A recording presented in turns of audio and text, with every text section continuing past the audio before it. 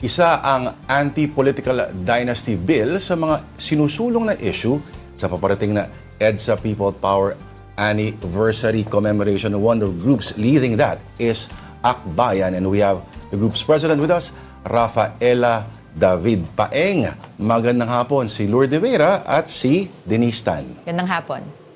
Magandang hapon, Lord, Denise, and syempre sa mga nanonood sa atin dito sa Afternoon Delight. Gusto mo?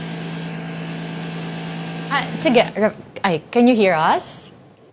Yes, sana okay yung audio Okay, ko. okay, loud and clear. Okay, I wanted to ask you about itong sinusulong na anti-political dynasty bills, ano. What's your take on it in terms of, sa tingin mo ba ay ito talaga ay maaaprubahan sa dami ng usapan kung second degree, fourth degree? Which version? Which version? Because there were reports that say in Congress alone, 20 different versions daw. Syempre may iba pang version ulit sa kabila, ano? What's your take on that? That's right, no? This month, actually next week, February 25, we are celebrating the 40th anniversary ng EDSA People Power at gayon din yung 3rd trillion peso march. At tama po kayo, ang isa sa panawagan natin ay dapat people power, hindi dynastic power. Kasi po, 40 years ago, 4 na dekada na, pagkatapos ng people power, ay pinasa po natin yung tinatawag natin na EDSA Constitution. At ang pangako po ng EDSA Constitution ay dapat iban ang political dynasties. Ibig sabihin po, since our people power revolution, matagal na po nating hinihintay na matupad na yung pangako ng EDSA na dapat ang namamayani at ang namamahala sa ating gobyerno ay ordinaryong mamamayan, people power, hindi power ng ilang political families. Kaya po, we're hoping na as we celebrate EDSA ay pagtulungan na po natin na tuparin din yung pangako niya na talagang ang kapangyarihan ay hindi nasa iisang pamilya o iilang pamilya, pero dapat nasa kamay ng ordinaryong mamamayan, nasa kamay ng yun nga, yung sinasabi nating people power. And we do know there are several versions in the House. We're proud to say that the strongest version, according dun sa ilang mga academics natin, ay yung final ng Akbayan Party na pinangungunahan ni Chel Jokno, Percy Sendanya, Dada Ismula at Kaka Bag-aw.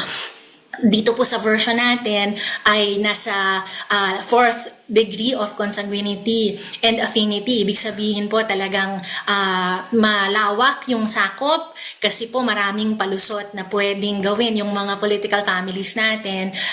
And we're hoping it's the version that gets adopted. That being said, meron pong ginaganap na mga konsultasyon ang Senado led by our chairperson emeritus naman din, si Senator Risa Ontiveros. At gayon din in the House, meron din pong several public consultation na magaganap. We're hopeful that this will build momentum na maipasa na talaga itong batas na ito once and for all dahil nga sabi natin long overdue, 4 na dekada na, and we think this is the best chance to finally pass it. Pero ito po hindi ibibigay sa atin basta-basta ng mga kongresista, senador natin, kasi alam naman po natin ang mga boboto dito, mga miyembro din ng political dynasty. We're hoping that with enough pressure from the people ay maipakita natin na ang ating boses ay nagkakaisa at gusto na nating maipasa ang isang malakas na anti-dynasty bill. Paeng, anong masasabi mo doon sa mga kritiko na sinasabi na people power, 40 years na? Hindi ba yung pagkapanalo ng 2022 ng presidente ay parang the biggest middle finger na maari mong itutok towards EDSA?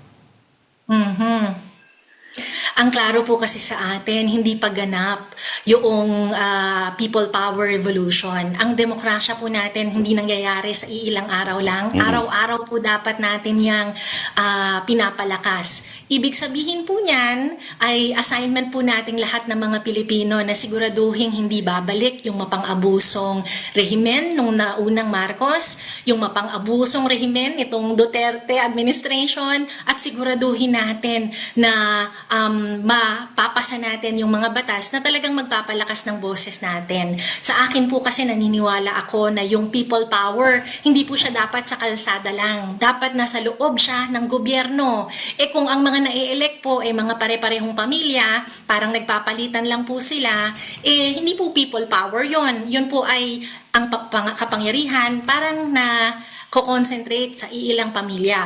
Kaya po para sa atin, hindi pa kasi tapos ang proyekto ng people power at hindi pa po yan, kailangan po ipagpatuloy natin ito at isabuhay through the Trillion Peso March, and more importantly, siguraduhin na hindi lang ito hanggang kalsada, ituloy po natin hanggang gobyerno kung saan may espasyo talaga para sa ordinaryong mamayan at hindi ilang mga apelido lang yung paulit-ulit nating nakikita sa balota. Dapat tayo naman kasi tayo ang people power. Work in progress. Oo. Can I just ask, Paeng, because you also mentioned it, na yung mag-a-approve naman itong bill na to, if ever, are the people in power already. But what does that say about our government and the people who's been in power in the past 40 years na hindi natin ma-approvehan to, hindi natin what do you call this, magawa yung o ma-deliver yung ipinangako 40 years ago, as well as, my second question would be, what more can we do? Kung ordinaryong Pilipino ka, ano pang pwede mong gawin if it doesn't stop in the streets and you say na kailangan mapunta siya sa loob ng gobyerno pero you don't really have access to it? Parang, paano ba yan? Ang challenge po talaga, do we really expect these political dynasties to quote-unquote self-destruct? Will they vote against their family interest? Kami po naniniwala, kaya sobrang importante na lumabas muli tayo sa EDSA, ipakita yung pwersa ng mamamayan, again, build public pressure. Pero yung public pressure na yun, dapat will lead to systemic change. Kasi yun po yung nangyari 40 years ago. Nagkaroon ng bagong konstitusyon, nagkaroon ng bagong gobyerno na mas demokratiko, pero hindi pa po sapat. Kasi nga, ito ay an ongoing project. Ibig sabihin, pag tayo po ay lumabas sa kalsada, dapat po ay klaro din ano yung mga pagbabago na pangmatagalan, hindi po pang ilang araw lang, na babaguhin yung itsura ng ating politika at ang ating pamahalaan.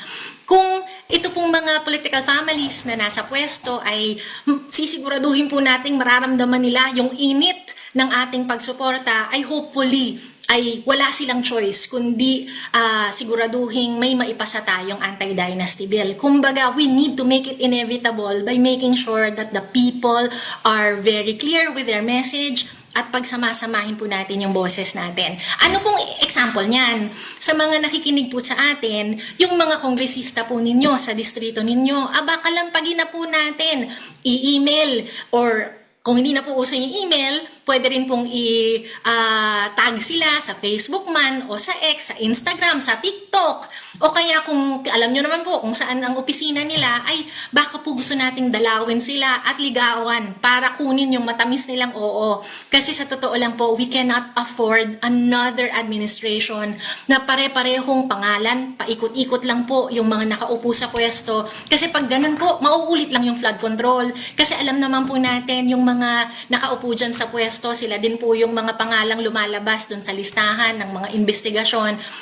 Hindi naman po pwedeng walang magyayaring pagbabago. So, hopefully, we build the pressure, kulitin po natin sila.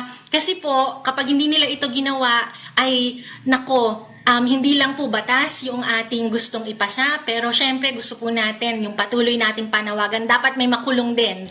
At karamihan pong mga kasabot dito sa flood control, galing din po sa dynasties, ginagawang personal bank account yung ating kaban ng bayan. So ito po, lahat ng ating pagsasama-sama, hindi lang po sa EDSA, all over the country po ito, 86 dioceses, ang kukulitin po natin, mga kongresista natin, senador, na tayo naman, Pilipino naman, at itigil na yung paggamit ng kaban ng bayan para sa personal nilang interes. Kalampagin ang congressman ninyo at hindi lang sila para sa mga pagpapadonate ng mga tent o yung mga basketball court na may mga pangalan nila, kundi sa mga political stance. Yan talaga ang trabaho ng representante.